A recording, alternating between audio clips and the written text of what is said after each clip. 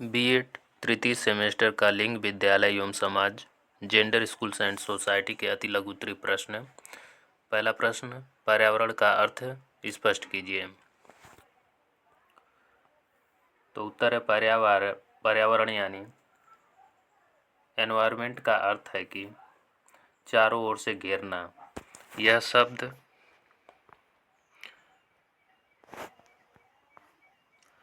Envelope का भी पर्याय है, जिसका अभिप्राय है टोटल सेट ऑफ सराउंडिंग। कुछ पर्यावरणविदों द्वारा एनवायरनमेंट शब्द की उपेक्षा हैबिटेट, प्राकृतिक वास और मिलेन शब्द व्यक्त किया गया है, जिसका अभिप्राय पारिस्थितिकी या परिवृत्ति है। वस्तुतः पर्यावरण जीवधारियों के चारों ओर पाए जाने वाले समस्त जैविक तथा अजैविक पदार्थों, परिस्थितियां हैं तथा पृथ्वी के चारों ओर से ढकने वाले पदार्थों में भौतिक तथा जैविक दोनों प्रकार के तत्व पाए जाते हैं।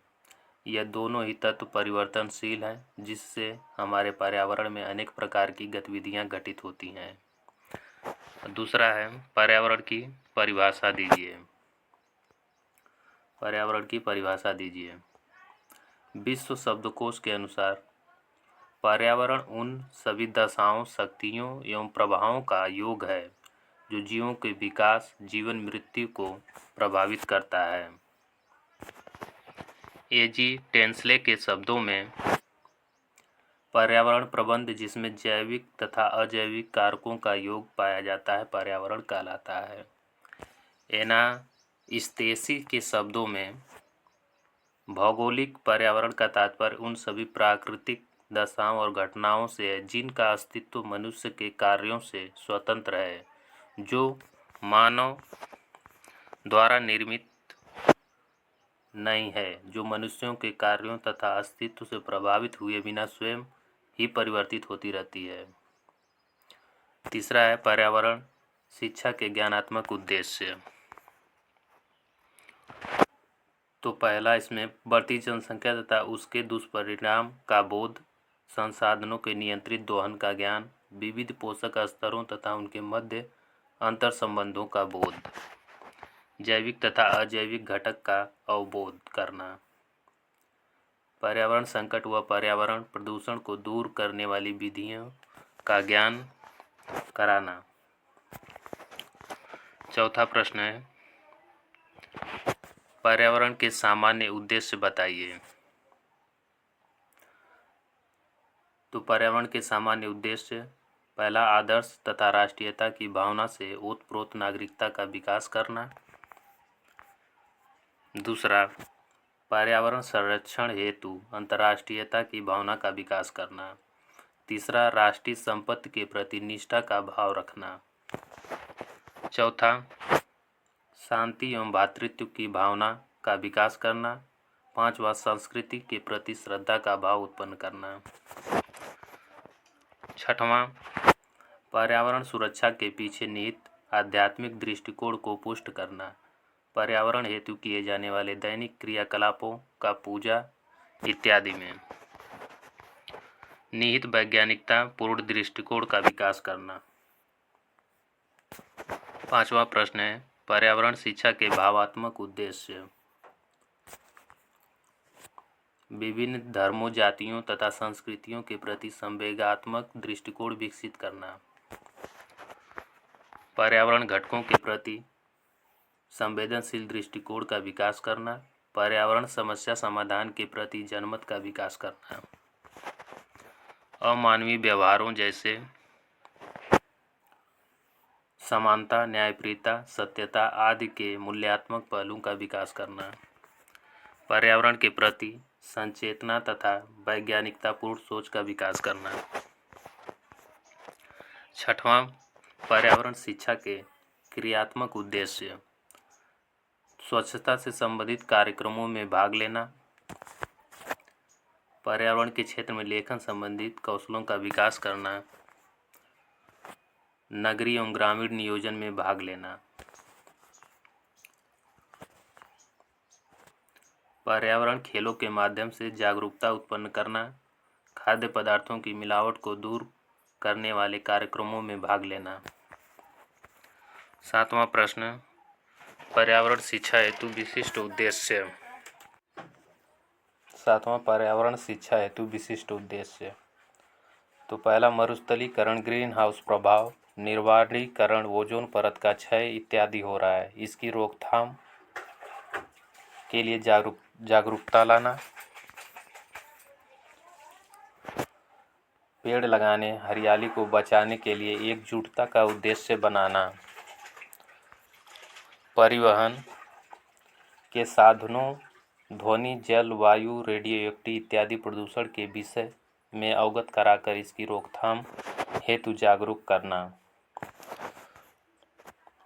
प्लास्टिक की थैलियों, अपघटित नहीं होने वाली पदार्थों से उत्पन्न खतरों से अवगत कराना और उनके मूल न्यूनतम प्रयोग हेतु प्रोत्साहन करना। पर्यावरण प्रदूषण तथा असंतुलन के कारण होने वाली बीमारियां और उनसे बचाव से अवगत कराना।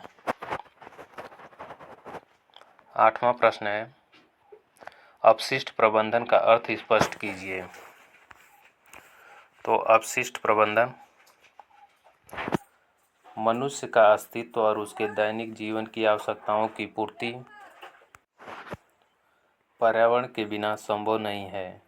पर्यावरण और मनुष्य का संबंध चिरकाल से चला आ रहा है, किंतु मानव ने अपनी भौतिक इच्छाओं की पूर्ति के लिए पर्यावरण को प्रदूषित कर दिया है। अब प्रकृति का आवश्यकता से अधिक दोहन तो किया जा रहा है, परंतु उसे संरक्षित करने के उपाय उस अनुपात में नहीं हो रहे हैं। मनुष्य की उपभोग करो और फेंक दो की नीति के कारण पर्यावरण के लिए चुनौती अपशिष्ट बन गई है। अपशिष्ट प्रदूषण हमारे घरेलू जीवन और कार्यों में प्रयुक्त किए जाने वाले पदार्थों तथा सामग्रियों के द्वारा फैल रहा है। 9वां प्रश्न, अपशिष्ट प्रबंधन की परिभाषा। तो टेलर के अनुसार प्रबंधन यह जानने की कला है कि आप क्या करना चाहते हैं, तत्पश्चात यह सुनिश्चित करना कि वह कार्य सर्वोत्तम अथवा मित व्ययिकता का पूर्ण विधि से किया जाता है। ग्लूक के अनुसार संस्था के उद्देश्यों की प्राप्ति के लिए मानवीय एवं भौतिक साधनों का प्रभावकारी उपयोग ही प्रबंधन है। हेराल्ड क्रूज के अनुसार औपचारिक रूप से संगठित लोगों के समूहों के साथ उनके माध्यम से कार्य करवाने की कला ही प्रबंधन है। 10वां, अपशिष्टों के कारण बताइए। उद्योग धंधे, कारखानों के कारण कच्चा माल तथा निर्माण के पश्चात आपसी अपशिष्ट का जमाव। तकनीक तथा संचार के कारण गाड़ियां, मोबाइल, कंप्यूटर, लैपटॉप इत्यादि का प्रयोग अधिकता से हो रहा है, जिससे अपशिष्ट बढ़ते जा रहे हैं।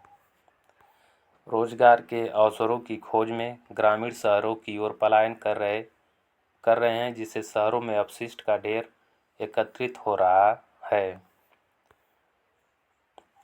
सुविधाजनक होने के कारण पॉलीथीन जैसी हानिकारक सामग्री का प्रयोग। अपशिष्टों के दुष्प्रभाव। 11वां प्रश्न, पॉलीथीन के नालियों और सीवर में पहुंचने से जाम की समस्या का उत्पन्न होना, जिससे जल भराव और गंदगी की स्थिति उत्पन्न होती है। वायुमंडल में ऑक्सीजन को निस्तारित करने वाली जहरीली गैस फैल रही है। जैव विविधता का ह्रास हो रहा है। ग्लोबल वार्मिंग, हरित गृह प्रभाव, ओजोन परत तथा ग्लेशियरों पर बर्फ पिघलने जैसी घटनाएं हो रही हैं, जो मनुष्य के लिए एक चेतावनी है। 12वां, अपशिष्टों की हानियों से बचाव तथा निस्तारण। कारखानों तथा उद्योग धंधों पर अपशिष्ट इधर उधर फेंकने पर सख्त कार्रवाई की जानी चाहिए। प्लास्टिक की थैली का प्रयोग न करके इसके स्थान पर कागज या कपड़े की थैलियों का प्रयोग करना चाहिए।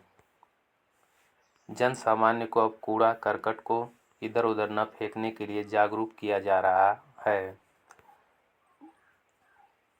अपशिष्टों से ऊर्जा तथा अन्य सामग्री बनाने हेतु शोध किए जा रहे हैं, जिससे इन्हें पुनः प्रयुक्त किया जा सके ताकि कचरे का अंबार न लगे। 13वां प्रश्न, अपशिष्ट प्रबंधन कार्य में महिलाओं की सक्रिय सहभागिता हेतु सुझाव। अपशिष्ट प्रबंधन आज के युग में अत्यावश्यक हो गया है और इस कार्य में महिलाओं की सक्रिय सहभागिता हेतु कुछ सुझाव निम्न प्रकार हैं। महिलाओं को अपशिष्ट प्रबंधन के सरल तरीकों से अवगत कराना तथा प्रशिक्षित करना। अपशिष्ट से होने वाले दुष्प्रभाव तथा पहचान हेतु प्रशिक्षण प्रदान करना। पाठ्यक्रम में अपशिष्ट प्रबंधन को वैकल्पिक तथा अनिवार्य दोनों ही प्रकार से स्थान प्रदान करना। महिला समूह को इस हेतु तैयार करना। 14वां प्रश्न है, अपशिष्ट प्रबंधन में महिलाओं की भूमिका। महिलाएं अपनी रचनात्मकता के कारण के द्वारा अपशिष्ट घरेलू कार्यों को चलाना। महिलाएं शिक्षित तथा सामाजिक कार्यकर्ता के रूप में पर्यावरण को बचाने के लिए अपशिष्टों के प्रबंधन पर बल देती हैं। घरेलू अपशिष्टों का निस्तारण समुचित तरीके से करना। ऐसे पदार्थ जो शीघ्रता से विघटनशील नहीं है उनको महिलाएं प्रयुक्त नहीं करती। पर्यावरण और स्वास्थ्य रक्षा हेतु पर्यावरण प्रदूषण के तत्वों की रोकथाम में सहायता। 15वां है, अपशिष्ट प्रबंधन में महिलाओं की प्रभावी कार्यकर्ता के रूप में स्थान। महिलाएं घरेलू कार्यों का संपादन करती हैं जिससे अपशिष्ट निकलते हैं। घरेलू उपकरणों का प्रबंधन भी महिलाओं के हाथ में होता है, जिससे उपयोग के पश्चात अपशिष्टों की श्रेणी में जाना ही होता है। महिलाएं अपने परिवार के प्रति तथा समाज के प्रति अधिक संवेदनशील होती हैं। उन्हें अपशिष्ट प्रबंधन से जोड़ा जाना चाहिए। महिलाएं माता के रूप में भावी पीढ़ियों की प्रथम शिक्षिका होती हैं, अतः इन्हें अपशिष्ट प्रबंधन में सक्रिय जिम्मेदारी प्रदान करनी चाहिए।